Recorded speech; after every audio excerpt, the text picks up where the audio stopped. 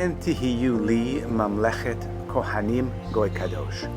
The catchphrase of NAASE VENISHMA, we will do and we will listen, was considered a divine secret. It was some sort of a password into Hashem's inner sanctum. Clearly, it doesn't make logical sense to jump in without the details, yet we did. Simply stated, the Torah enables us to become the greatest versions of ourselves. It empowers us to reach lofty heights of supernatural capabilities.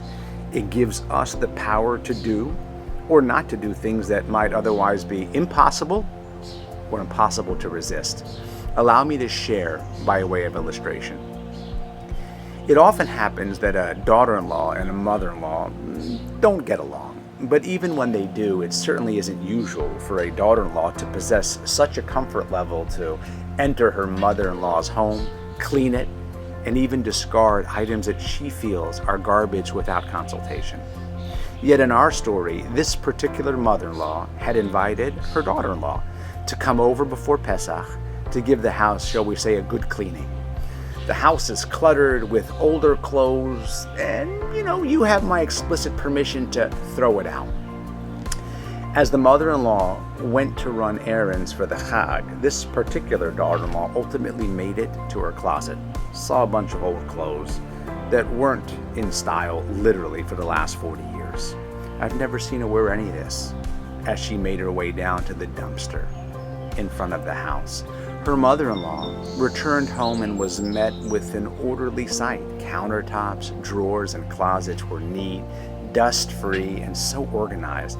Yet, as she began to scan the house, something gnawed at her insides.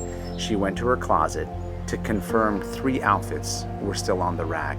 The 3 outfits that had hidden inside her 3 most valuable pieces of jewelry. No one would have ever gone to look for her heirloom diamonds in a raggedy old dress. Her heart began to race when she saw the dresses worn in the closet, and in what happened to be a monster jump, she raced down the stairs to the dumpster outside the house. Sadly, though, it was Erev Pesach, and sanitation had already come to pick up the garbage. Dejected and furious, she climbed the stairs back to her apartment, and with each step she took, her anger cascaded. Who throws out vintage clothing? Even if I gave her permission to throw things out, who doesn't check the pockets first?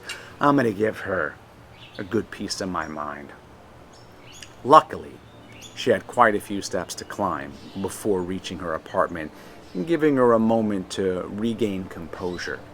A moment before she opened the door, she thought to herself the following: if I lose it on her, it's not going to bring back my jewelry. Additionally, my blood is so boiling right now. If I scold her at this very moment, she likely won't feel comfortable coming back to my house for a long time, if ever. I'll lose my daughter-in-law with the jewelry. With superhuman strength and a concrete resolve, she decided now was not the time to say anything. She would wait a few weeks. And one day she would tell her daughter-in-law, perhaps while throwing out clothing, it's always a good idea to check the pockets. She looked up and she said, Borei Olam, you know how precious that jewelry was to me and how a woman feels about her jewelry. I've decided I won't say a word. I won't say anything to my daughter-in-law. You know that I have 3 precious jewels at home, 3 adult children, 2 sons, and a daughter yet to find their zivugim. I beg you, Borei Olam, in the merit of holding back, please send me 3 reasons to rejoice very soon. She finished her prayer, entered her home, thanked her daughter-in-law for her help, and they parted on good and healthy terms. On Chol HaMoed Pesach, the phone rang. A shadchan was on the line to suggest a shidduch for their oldest son, one that sounded intriguing. They looked into it, heard good things, and a date was arranged. A few hours later, the phone rings again. Another shadchan was on the line with a suggestion for her daughter. Sounded like it might be a good fit. They checked into it, and a date was arranged. Not long after, Ripley's Believe It or Not, the phone rings again, this time with a shidduch for their other son. All the boxes were checked, a date was arranged as well, and all of the children literally went on dates simultaneously.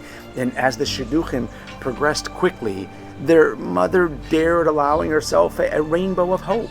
Approached by her husband, he says, "I pray every day that our 3 precious jewels should find a match, but I always hope that HaKadosh Baruch Hu would allow each of them to find their mates one at a time. This kind of feels like it might happen all at once."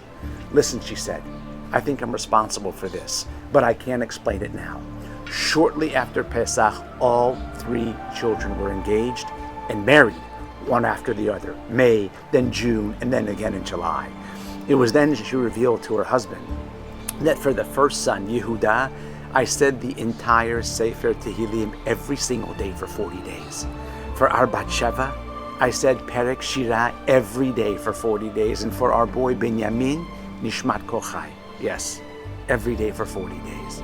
Yet in the end, HaKadosh Baruch Hu showed me that it's clearly possible to marry off all of our children in one fell swoop with one short tefillah that merely took 60 seconds. Excuse me.